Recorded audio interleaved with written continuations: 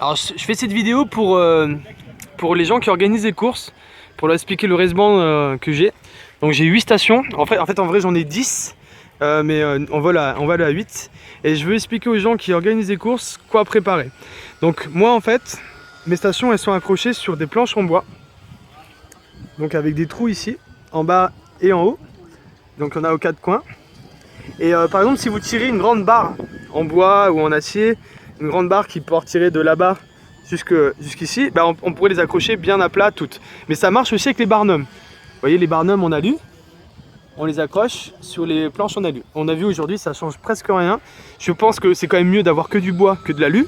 Mais c'est largement volable, il n'y a aucun problème. Sur 2 ou 3 courses on a fait ça, il n'y a pas de souci. Ensuite, j'ai un câble d'alimentation générale sur des batteries. Donc des batteries que j'amène aussi. J'ai 2 batteries 12 volts et jusqu'à présent elles n'ont jamais bouffé une batterie, ça n'a jamais consommé, été vidé en une journée, tout le temps branché toute la journée. Ensuite, qu'est-ce qui est équipé sur les racebands? Donc en fait on a ici une power box et ici le récepteur. Alors les récepteurs c'est des duos d'immersion, IRC.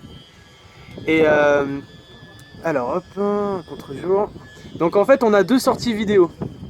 Une ici et une là. Celle-ci en fait je l'utilise avec le câble pilote. Donc là je prends un câble jack 3.5 pour le pilote. Ici il y a une rallonge vidéo qui emmène le signal vidéo du récepteur à la power box. Et en fait la power box il faut la prendre comme une multiprise. Là on rentre le signal vidéo. Ah j'ai du mal avec le contre-jour. C'est affreux. Excusez-moi les gens. Voilà. Et en fait ça devient une multiprise. On a 4 sorties vidéo. On rentre une et on sort 4. Donc en tout il y en a 5. 4 ici et une 5e ici. Parce que celle-là elle est prise pour ramener la vidéo ici. Là on peut brancher donc le juge, des connecteurs RCA. Donc j'équipe chaque station d'un connecteur RCA comme celui-là. Et on peut mettre les câbles d'autres pilotes, les câbles des régies vidéo, etc. Pour l'alimentation, l'alimentation générale qui court tout le long. Vous voyez elle est là, elle part de la batterie. Et elle court tout le long des racebands pour alimenter jusqu'au dernier, les 8 récepteurs. Et en fait c'est un petit câble qui vient ici, qui alimente sur power in, et après qui sort 4 sorties alimentées en 12 volts, qui alimentent le récepteur ici avec sa petite rallonge. Et en fait on a donc 3 sorties pour d'autres accessoires comme des caméras de juge ou des écrans, etc. Souvent on n'utilise pas souvent...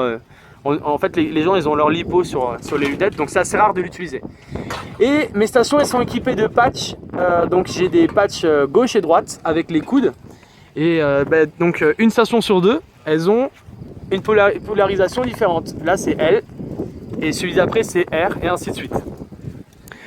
Voilà, j'ai un câble vidéo jack 3.5 au minimum par personne. Donc le jack 3.5 je le rappelle c'est celui-là, celui qu'on branche sur les côtés des Fat Shark. J'ai du spare, j'en ai environ 2 ou 3 en spare, mais c'est ce qui s'use le plus. Voilà les gens, si vous voulez organiser des courses, je mets à disposition ce matériel. En échange, je demande juste de l'aide pour la logistique, c'est-à-dire m'aider à m'inscrire à ma place ou me garantir une place. D'avoir aussi le droit de mettre mon camion pas trop loin pour décharger mes affaires.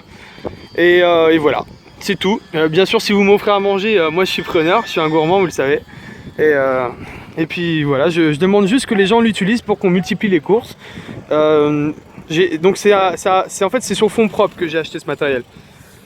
Voilà, à plus.